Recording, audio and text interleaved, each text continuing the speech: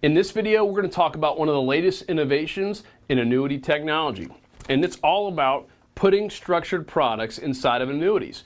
Now, there's been about three carriers, three main ones, Allianz, AXA, and MetLife, who have been the leaders since 2010 when these first kind of were introduced. There's been quite a few billion dollars, I think $3 or $4 billion of total premium that's been placed inside of these structured product annuities. And a good way to think about it is get index annuities over here. Index annuities are really going to completely eliminate your downside protection, but also cap you on how much you can make on the upside. Variable annuities, you're not going to be capped on the upside or the downside, which is the bad news, but the good news, of course, if the market's skyrocketing, you can participate in most, if not all, the gains. This one's going to be a little bit more in the middle. You're still going to have a little bit of downside, meaning you can lose some value, but you're going to have much higher caps. So they've basically shrunk the variable annuity down to say, all right, you're never going to make all these huge returns, but you're never going to lose as much as well. So it's really, really targeted to protect principal and give you a lot more steady gains versus up here and down here like a roller coaster.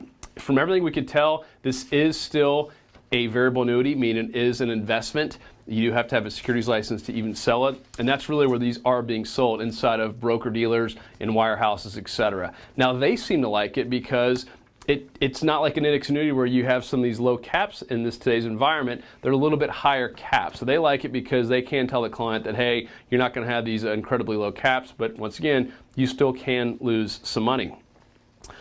Some of the firms are a little bit more reluctant to sell this. And the reason why, according to this article in Investment News, is that it's just complicated. Variable annuities, if you've seen them, some of the prospectuses are, 150, 200, 400 pages long. I've heard of some of them being. That's a lot of stuff, meaning there's a lot of moving parts and a lot of things to understand inside of a variable annuity already. When you start throwing in structured products, it's just one more moving part and one more thing for that broker to learn. So some of the firms have been a little bit reluctant to let their people sell it. But overall, it seems to be gaining traction. There's being more and more of this sold every year. So be looking out for these structured product variable annuities coming to a market near you.